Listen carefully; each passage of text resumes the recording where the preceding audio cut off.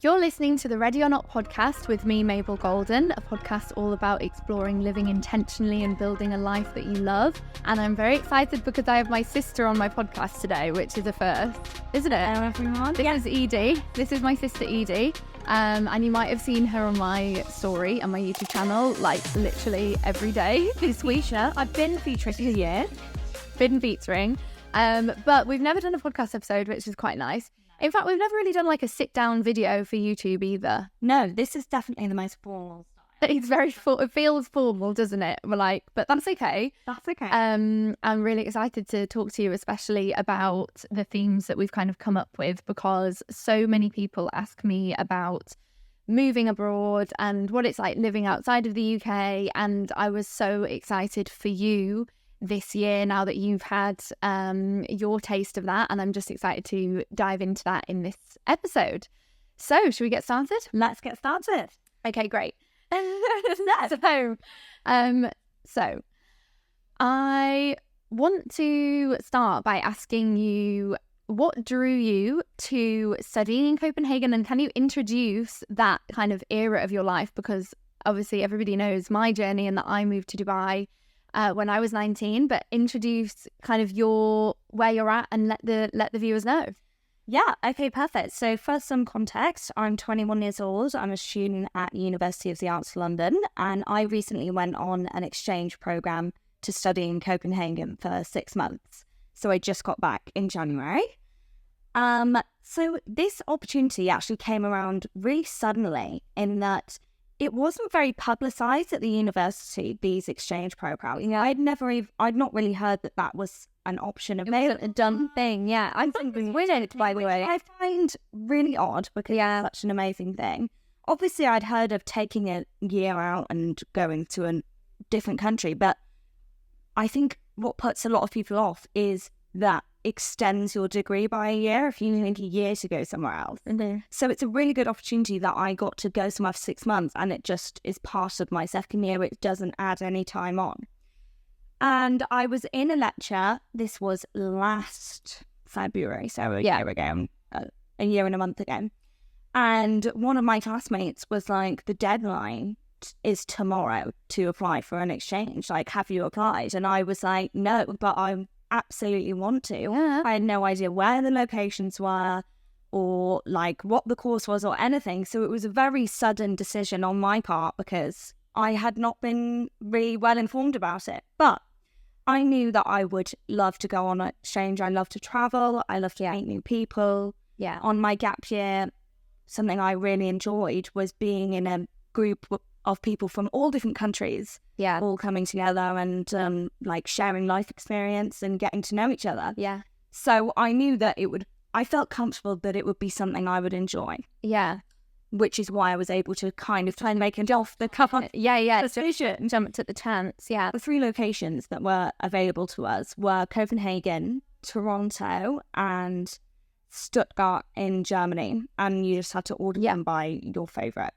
And I've never been to anywhere in Scandinavia before, but Toronto is very far away and very cold. And it was like, I'm living like minus 20 degrees. Yeah. So I was like, I'm going to put Copenhagen number 1. Yeah. So, and then I was actually in Dubai last year. Yeah. I found out I'd got into my program. True. Yeah, I remember that. Yeah. And obviously in the UK it was daytime, and I got an email from the university saying that I'd been accepted. Yeah. Which, again, no one else on my course was doing this. Yeah. It wasn't like in a community where we were all going on an exchange. Yeah. It kind of just felt like I sent this email into the void and got back a yes. Yeah. Yeah. So before I went, I did have a bit of anxiety about it just because I didn't feel very prepared by the uni. I just kind of felt very much like I was doing it on my own. I do think, and we will go back to this later, those situations are where you really grow as a person. I feel pretty solo, pretty adult. Just pretty adulting, liking it up as I was going along. And maybe it's good that I didn't have all this kind of baby proof around me from the university, and that they were just kind of like, there's your story. Yeah. Go do it. Go do it. Yeah. It was definitely exciting that way. Yes. But yeah, there were times, and there are times for anyone who moves abroad where you're like, I don't know what I'm doing. I'm scared. I'm broke. Yeah. Like, I have no idea what's going on. But you think that the excitement, and maybe because you'd already been on a gap year and you'd had these like good experiences with travel, that you felt like, okay, I know that the payoff is going to be worth the stress. Definitely. Like, with travel, it is, you know, one of the most important things that I think it should be a priority for most young people to see as much of the world as you can. And even though Scandinavia is pretty on the UK's doorstep, I'd never been there. It's not something that I have a family association with or like a childhood association. It was still completely new territory. And I did honestly think, before I went, I just kind of clubbed Scandinavia in with the rest of Europe. And actually, culturally, there are definitely some differences. True. Because that's a good point, actually, because I think it would have been a different experience if it was in, let's say, Spain, where we have been holidaying since we were born, basically. Like 2 weeks old. Maybe. So I think that would have been different because you had exposure to that already. But there is definitely something about it being completely new. Which is like, it's scary, but it's an amazing feeling. It's really exhilarating. True, it is, because I feel like that is in parallel with my experience with moving to Dubai, because I hadn't been to Dubai before. And I definitely agree with what you said before about how the growth comes from being uncomfortable. And for sure, it is an uncomfortable experience. And there's just, you know, a realization that, you're kind of on your own and you kind of just need to figure everything out. And it's kind of scary, but for sure, that is what really makes you grow as a person. And you also, another thing I found is you develop really quickly really close relationships with people in this new place, because I'm all in an environment. So there were no one else from my university was on exchange, but there was 3 people from Ireland, 1 from Spain, 2 from Australia. And we were all obviously in a group together in a student accommodation that was all international students who were on exchange. And you literally become best friends within like 2 weeks, because these relationships get really intense really quick. Like Mia and Quiva, who's my friend from Dublin, were just like, I don't know how we've only known each other a month. But we're living together. We're discovering a new country together. Neither of us have ever been here before. And that intensity and that personal growth, like you can really, if people go with you, you combine forces. It can get very close. That is such a help to moving to a new place. And if I didn't have that, it would be. I think that's where it feels like for you, there was people around you like on the same program. Versus if you were, say, moving for a job, that's where you're like for me it was my colleagues, because I was thrown into a new company and I was like, okay, my colleagues are now going to be also my flatmates and my only friends, because I was like, I've got no community here, like it needs to exactly. And that's a whole other thing, is like trying to find local people, you know, outside of that is challenging. It's definitely doable, but it is challenging. That's true, definitely. Like it took a lot longer to build like proper relationships with the Danes. Were in the class. The whole time. They were already there. They were already adults. They've always lived in Copenhagen and they have their life and their classmates. And we're like just coming in for 6 months. Speaking a different language and forcing all them to speak a different language. Speak Danish. And also just, you know, that took longer, but I do think it is an important thing and something I was very like, sorry, I know I'm going off on random topics. No, it's fine. Something that I was very like strict on is that I did want to come out of it with Danish friends. Just even though international friends is great, but I did really want to throw myself into the culture there and then to meet the people who were from there just as much as that. But it did take a bit more time. Definitely. To find those links outside of school.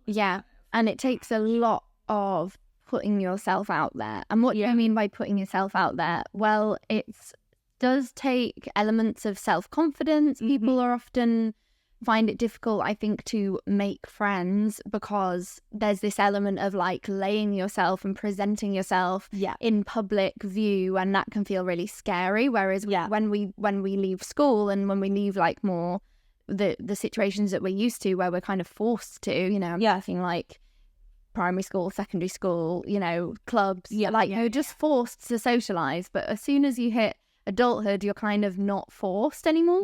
And you kind of have to learn to do it. So how was your experience with presenting yourself was there any elements of kind of maybe reinvention, or like how was that experience for you? I think that's a really interesting point, in that when you do enter a situation where no one has met you before, you do have the opportunity to present however you want, even though that sounds easier than it actually is, because presenting is something that you have never been before. Don't see yourself as, maybe.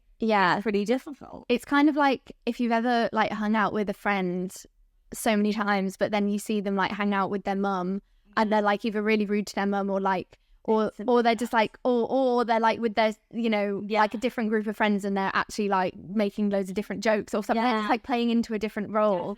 And sometimes you kind of catch yourself doing that as well, and you like show up as different people. It's like the birthday problem when it's your birthday and you're combining all your friends from different parts of your life. True. Like, I am a different person because of you, right? True. And it can get a bit... It's a bit weird. It can get weird. And that is heightened when you're moving to a different country, because you're literally like your Dubai self or your Copenhagen or whatever. You can be a version of me. Well, I know, I saw obviously that one changes in like, and it can reflect in, you know, also your fashion and your music and and your habit. True. Like your lifestyle. I feel like, let's keep it on friendships for now, but I do want to talk about that as well. In projecting in different ways. But you showing up in different ways and as a different version of yourself, and also discovering new versions of yourself that maybe you didn't even know were there. How was that for you? Honestly, about the discovering new versions of yourself, or you know when you think yourself a certain way, but you kind of think you're just faking it and you make it to other people. True. To these new people, you're not faking it. That is just you. That's so true. I had a drunk conversation with one of my friends, David, where I was like, oh, well, I'm not actually that confident a person, but I'm just faking it, so I make it. And he was like, I don't think you are anymore. I think you've made it. I think this is just... And it really, because I was also a bit drunk, I was like, whoa. That's a lot to say. But that's a good point. Yourself at like 12 years old, where you... True. I'm a bit shy. And this story that we tell ourselves about ourselves, I think this like idea of identity is such a strong like dictator of our actions, of our behaviors. Like nothing is stronger, I think, than identity. And I think it's really interesting to think about how we view ourselves. And you definitely have to put yourself out there. There's a lot of like, when you're in a new place making friends, you need to leave like nonchalance at the door, at the airport. Be like, you can't need to be like, about how teaching yourself to socialize as an adult. You can't really be like aloof. True. There's no room for like playing it cool. Like just invite yourself. Does she think about me? No, I would literally meet people, get their Instagram, say we were on a night out. And there I would send them a selfie of us two, because then the DM was like started. Nice. You best believe the next day when I woke up and saw who I'd sent the selfie to, I would say, cringy. I would not do that normally, but then they are going like, oh my god, great night, and I can reply going, let's get a coffee. So at least like, true. We see that's a nice tip for making friends out. Which, well, it's just because you always say you're going to message them, but then it does feel awkward if you message them a funny drunk message. True. Even if they reply them on true. Ha ha ha. Yeah. DM's open. True. You're following each other. The DM is your playground. True. To invite them to coffee, and if it never happens, like, never mind. Don't be offended. It's fine. And also, process until you have friends. True. And also, to add to that, I think it's like they might not be your best friend, or they might not be your cup of tea, but they might have a friend who is, and it's all, you know, you just keep going until you find who you want to hang out with. Yeah. That's something that I've mentioned in my YouTube video about making friends in Dubai, which I think is so true. Like, don't panic if the first person you go for a coffee with you have nothing in common with, because it's all just building a network. And yeah, chances are that there's going to be some friends that actually aren't your people. Yeah. But you'll find your people. You just need to keep going through. Yeah. Yeah. Close yourself off and don't like victimize yourself after like 2 weeks and be like, Yeah, I've not got any friends and it didn't work. Yeah, true. You can't even have that mindset. Don't like, say, because we were all in shared accommodation. And if there's a big group of people laughing and joking in the kitchen, you're like feeling a bit sorry for yourself and a bit like they're all going out, I'm not going. Like, it is tempting to kind of be down on yourself in those situations. Yeah. But you just have to open that door. And even if you don't go out with them, just introduce yourself and see how it goes. Yeah. Yeah. See how it goes. Do you remember any specific challenges with making friends from like the first month, let's say, or any specific challenges with just adjusting to the new social, the social aspect of it? Because I think the aspect of it from the studying was so exciting and positive and just great. Yeah. But the social level to it, was there any kind of challenges or anxieties that you struggled with? Honestly, only very initially. So like, my first day I got there, as I said, I didn't feel that I just got a date to arrive in a place. And I was like, there was no like first week itinerary. I had also put a message on a WhatsApp group. Here's a perfect example. And been completely thought, no one had replied. Yeah. Was saying I'm moving in this day. Yeah. And no one has had the balls to reply, whatever. Some people literally will do anything but reply on a group chat. Like, that is just life.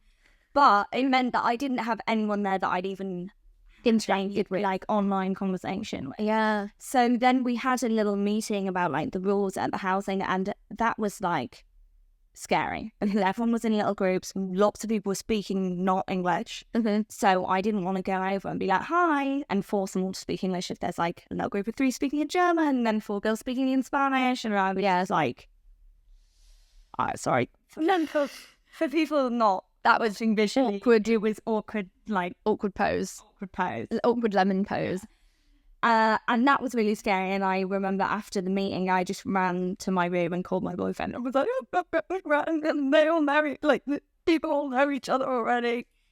Yeah. Then I was in the kitchen that evening, and Quiva, who I've mentioned, my Irish friend, comes into the room and she's just saying, it's like, hi, and you can instantly hear that she's a native English speaker. And I was like, oh my god, who are you? And then once you even just have one friend, even if it's just for the first week, it feels less scary to go into this group situation. True. Just walking next to someone. True. Then from there it snowballed. True. And got better. True. And there were some girls who, we only hung out with for the first week and then never again, Yeah. But it's just like, in that first moment, you're all kind of grabbing the closest person. So have someone to. For sure. It's very much, it's like nursery on it. Yeah, true. Oh, that's a nice little thought. Yeah. So I think it goes without saying that you've definitely built your confidence through this experience. Yeah. I feel like you've grown. How do you feel like, because you mentioned it was 6 months. 6 months. When you think about how you are showing up differently in your life, like what are the key differences that you've noticed, or anything around kind of how you've changed? I think the biggest change actually, because as I did mention, I did also travel on my gap year for 5 months. Yeah. And that probably grew my confidence just in talking to people even more. Yeah.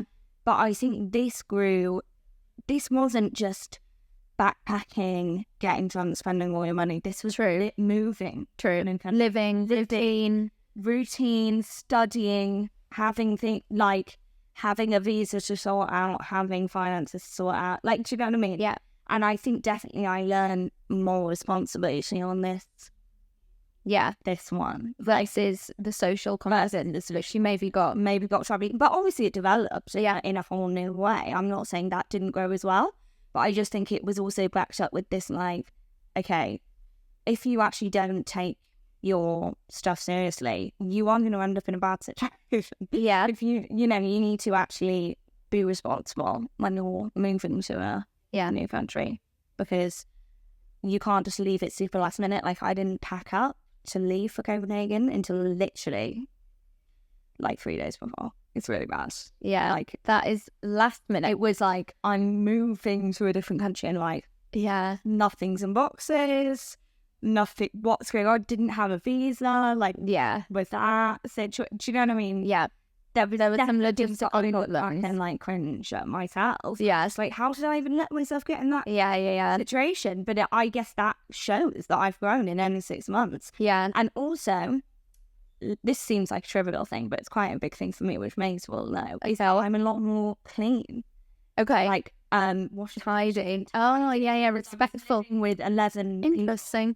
in a house. Yeah. 11 people in one kitchen. Yeah. And like, there was obviously tons of arguments on the group chat and like stuff about dishes and like people that were way worse than me, but it taught me to just get into a habit, wash your stuff up, put it away, Yeah. be respectful, be quiet. Yeah. When you're coming in the middle of the night. Yeah. All these things that seem trivial, but I had not had that experience. I didn't live in student halls for the first year of uni. Like, I've just been living with my parents who basically let us get away with a lot. Yeah. Me.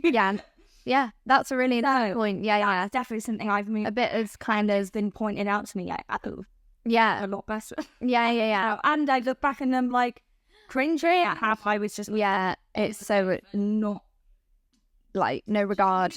Not even, it didn't even cross my mind. Like, I'd eat and just I don't know what would happen to the plate, but it would just And obviously that is so immature and it's younger sibling. Yeah, that is younger sibling. Okay. No, but that's definitely something I noticed to say in a more practical sense has grown around me in a short space of time. Like 6 months is not even that long. No, it's not long. It went really quick, but even then I look back and I'm like, hello. Like, Yeah. You were an adult. Yeah. A 19-year-old adult. Yeah. 20-year-old adult, but not an adult. Yeah. Lots of adulting realization moments happen, but what about in terms of kind of work and study? I think that's an interesting topic. Obviously that's kind of what you were there to do on paper, but I think there's, as we know, there is so many benefits from doing something like this. Yeah. So how was your experience with like putting yourself out there or kind of being in this open growth mindset? How was that when it came to the studying and the working? Honestly, pretty intense. Yeah, I was definitely... So, just for some context, I was there to study like specifically film and TV production. So like the more like technical side and with an emphasis on documentary. Like we were doing... It wasn't like fictional, stuff, unscripted stuff, visual storytelling, and then like corporate stuff. Okay, that's like a brief overview, obviously. But I definitely felt like the standard of teaching and just the general experience that everyone had on the course, the Danes and most of the exchange students, I felt like had a lot more experience than me in like actually using a filming camera. Okay. Shoot days and like you're doing it yourself. I'm like assistant work, but like there you're just kind of running around, getting coffees, sorting casts, sorting locations, but you're not like doing it, and editing it together. Like I had basically no experience with that. So I definitely was out of my comfort zone, and no one wants to embarrass themselves. No one wants to feel like the person who doesn't know how to do anything. But you do have to be open about what you haven't learned before so that you can learn it. Yeah. If I just kind of like swam along pretending, oh yeah, no, I know how to do that, I know how to do that. Yeah. I'd have never got the chance to be like, can you show me how to do that? True. I don't know. Yeah, so it's kind of, I guess we could call that kind of showing vulnerability and showing the knowledge gap that you don't, showing what you don't know and being okay with not knowing, and like, which feels weird. We're taught that that's a bad thing, but it's actually a great thing, and it's okay, and it's actually not cringe to say to your friends like, I don't know how to do that. Yeah, and I want to know. Yeah, but yeah. Like sometimes you, with friends, you just like be like fun and like you don't want to be like, actually, could you show me how to use the camera because I don't know. True, and on that, it makes me think of something that that really annoys me is that why is it not cool to try? Like trying is the coolest thing ever. And trying is cool. Putting in effort is cool. Like that. Yeah, it annoys me so much to think that we like go through life thinking there are people out there that go through life thinking that it's not cool to try and not cool to put effort in. And I think we've all been there. Everybody's been in that perspective. Yeah. When especially when in school or whatever it is, it's like you had to be good. For example, you had to be good at sports, but you couldn't try too hard. You had to do it effortlessly. You get like red in the face, or you couldn't.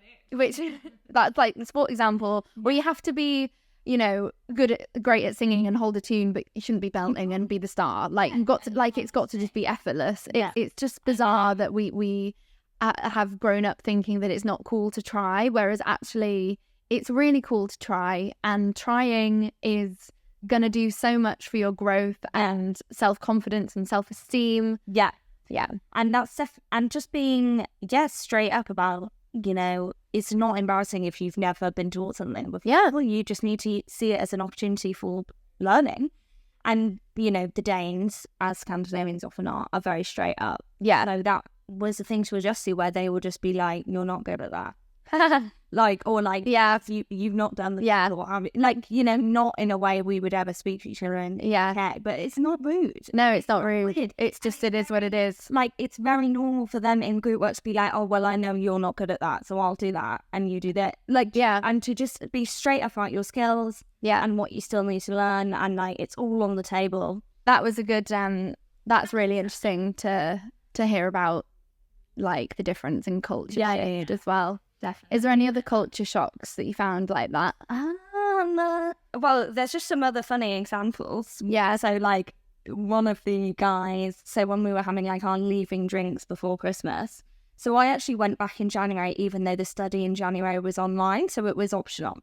But I was like, I want to make the most of my time, and I'm going to just come back to Copenhagen anyway. But it meant we were having leaving drinks before Christmas. And I was talking to one of the guys, and he was like, oh, well, it was nice knowing you. And I was like, oh, well, I'm coming back in January, so maybe I'll see you. And he was like, I don't think so. But not in a, he was just being honest, probably in January we're not going to see each other. I'm busy. Yeah. And I was just sat there I don't know how to respond to this, because it's so different to how we speak to each other. Yeah. In the UK. Yeah. That's funny. Yeah. So you're obviously 21. I'm 21. And do you remember I bought you that book? I don't think you ever read it. It's on the list. Okay. You've got the whole decade to read it, right? Well, yeah, but I bought Edie this book right after I read it because I found it really interesting. It's called The Defining Decade. I believe it's by Meg J. Should I just check that? I'll let up. I get lots of book recommendations, can I just say? I know, but not everybody buys it for you on Amazon and sends it to your house. Okay. Yeah. Defining Decade by Meg J, PhD. And it's basically a book that I read a couple of years ago, but I remember as soon as I read it, I was like, OMG, I want you to read it. Okay. It's okay. Circle back. You'll circle back to it. It's fine. I know you'll get around to it. I know people are busy. I know. I'm very used to giving recommendations and them being ignored. It's fine. That's not the point I'm making. The point I'm making is that in the book, she talks about this feeling that I think everybody relates to in their early 20s. And honestly, now that I'm 25 and halfway through, I feel like it's not like it just goes away. You have to make it go away. There's this feeling of feeling lost and just so overwhelmed. The world is a massive place and we are such small fish, and just feeling it feels so overwhelming. But it's almost sometimes the best thing you can do is just pick a thing, anything, and all of a sudden you've got something to talk about. When you're in social situations, or when you're telling the story of your life, even to yourself, and building your identity, you've got some identity capital to cling to. Yeah. So I feel like that was such a really interesting concept that I really liked, and I think I think reflected on my journey as a 18, 19, 20-year-old. My identity capital at the time was that I had a fashion blog, and that gave me identity capital. And I remember when I was studying musical theatre, I loved that I had something that was so different, and it was so not in what my classmates were doing. And I loved that I had my fashion blog. And then once I even went to study fashion in London, I had my fashion blog, and that I just really had something to say about me, and I really loved that. And I think yeah, it's interesting now reflecting back on that, because I think moving to Dubai also became my identity capital, because obviously that's a massive change in my life. Yeah, now you can do so much work. Yeah, so yeah, and just like having a sense of, you know, your place in the world and who you are is honestly such a good feeling. And when you're at that age, it can be really hard to find. So question for you with that is, how do you feel like it's contributed to who you are as a person now? And when you're kind of thinking about who you are, and you know, everyone does it, kind of telling the story of your life as it's going. Yeah. How do you feel like that's shifted and changed and being added to all the time? Yeah, I do think, you know, undoubtedly it has added to my identity capital. It's given me something to say and something to talk about, something that I'm passionate about, a whole new culture that like I could see a future for myself in. Even when I was only like a month in, I was like, I would definitely live here as an adult. You can live there really easily as an English speaker. And also, you know, I loved the city, I loved the politics, I loved the people. And it was like, okay, this is something that actually I could hang some other stuff on, some other interests and thoughts. And Yeah. They kind of, something to be... You already had some identity capital in that, you know, your kind of, let's say, like political standpoint, and you know the kind of lifestyle you want, and you know that kind of thing, and that you felt like it was aligned. Yeah. But I do think it's easy then when I've come back to feel like I'm taking a step backwards, which is not a nice feeling. Because, and I'm not saying that to, obviously I love going to uni in London and I love living in London, and I'm not saying that's not an amazing opportunity, because that's also an identity capital. Like living in London is also a thing. If you split yourself too thinly, it's like, which one is my thing, which one am I doing? And then I feel like right now I'm just going through this like, okay, am I striving to get back to Copenhagen, or am I just using the skills but not the place? And then what's going to be the thing? So I do think I have a long way to go in that, what you were just talking about, those feelings of being overwhelmed, feeling of direction, and I do still feel like there's defo progress to be made there, but it's nice to talk to you, who's like 5 years older, and it's like, you know, see some goalposts, see some like... What goalposts do you see? No, I just mean how you're looking back and being like, okay, that feeling does, you're admitting that feeling doesn't go away, but you can do X, Y, Z to help. I think it's just being aware of that feeling and knowing that you're in the driver's seat, and that you are, that's what, you know, the basis of this podcast really is about living with intention and being the driver, and the kind of, well, not driving literally, because neither of us can drive, but Joy, being in the driver's seat metaphorically of your life, and the kind of idea that, you know, feelings of purpose kind of come from action. That's something that I feel very passionately about. Yeah, like it's like now for me, you know, I've got 1 year of university left, like it's all out there. Yeah. Choices do I want to start making now that can... And what about, and what about now that you're thinking about the future, let's say, and if you were to have you now and you before Copenhagen right here, what do you think the difference is between your like vision of the future looks like? That's a really good question. I feel like, well, she did know that she wanted to leave England, but now I'm like, it's like non-negotiable. Really? Okay, so it's like fueled the fire for living abroad. Like I can't even stress that. Yeah, absolutely. I was just like, this isn't it's doable. Is it? It's so doable. It's very doable. Like, it's so amazing, and like, I honestly don't want to go out there. And I feel like me before I went to Copenhagen was like, oh, I would love to work abroad at some point in my life, but I'll probably live in London for the next like 8 years, like finishing uni and then getting my first jobs. You know. Whereas now I'm like, I think I should just leave straight away, honestly. So that's a big one. What else about vision of the future? I mean, I'm quite lucky in that I at least know a field that I want to work in, which is media and broadcast media. So even though I loved what I studied in Copenhagen, like I want to do more experience, like with me actually presenting, with me actually writing articles, stuff like that. Like me being more in the creative side, like the technical side. Yeah. Yeah.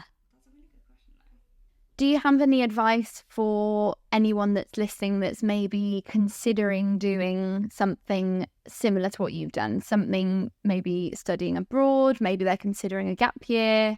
Do you have any advice for those listeners? Like, no matter who you are, do it. Okay. Would be The advice is it's a yes from us. Like, it's not a one single event. It really, everything branches out from these events. Like, if I'd not gone on my gap year, I wouldn't have met some of my best friends and my boyfriend who I met on my gap year. I then lived with when I moved out in London, who then inspired me to apply for my exchange, who then I've already been to different countries to visit my friends from exchange. And I've already might be going back to Copenhagen to do work experiences. So, like, you know, it's not just one isolated event. It is literally going on a different path. And I honestly think there's only pros to come from it. Like, you will feel so much more free in yourself. So liberated by how you can be whoever you want, and there's like palm trees and like always. Sometimes there is. And there's also the knowing that it, like, the worst thing that could happen, the scariest thing that could happen is that you just come back and it's okay. Like, that's absolutely fine. Absolutely fine. I just really think, I just can't think of unless you have like a horrific time. I never see you. But even then, that's a good story. That's identity capital. Like, build on it. Like, you have to do things to know if you do or don't like them. But very true. I would 100% say take up your travel / go on exchange. But exchange is amazing. Go on exchange, because also you will get a whole new perspective on studying, on university, by experiencing a different university and a different culture. True. And how they respond to studying, and like just everything.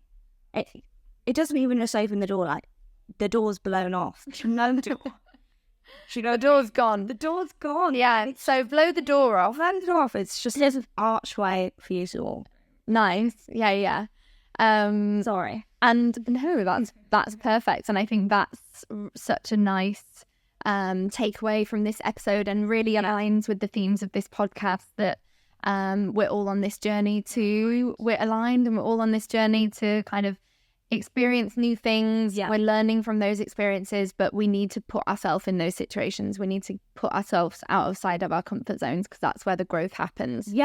So you don't need to, you know, you can actually, when I first applied for the exchange, I didn't even really shout about it. I didn't particularly say, like, by the way, I might move to Copenhagen. I just quietly did it within myself, knowing, like, if I did get it, I could decide if I wanted to do it. You know, you can just make decisions, and don't worry about what, like, your mum's going to say about you moving country, or, like, friends are going to be like, oh, you're not there for the next year. Like, you can just make your own decisions first. True. That's all you should be focusing on. I know. True. Yeah, that was great. You did such a good job. Edie, thank you for joining me on my podcast. Anytime. I hope you enjoyed the conversation, because I definitely did. It was really fun to talk to you. And I think, there's some really nice moments in this that my viewers and listeners will really appreciate. So thanks so much, guys, for having me. It's been so much fun. Thanks, everyone, for listening. This has been the Ready or Not podcast with Mabel Golden and Edie Golden. Thanks for watching. Bye, guys.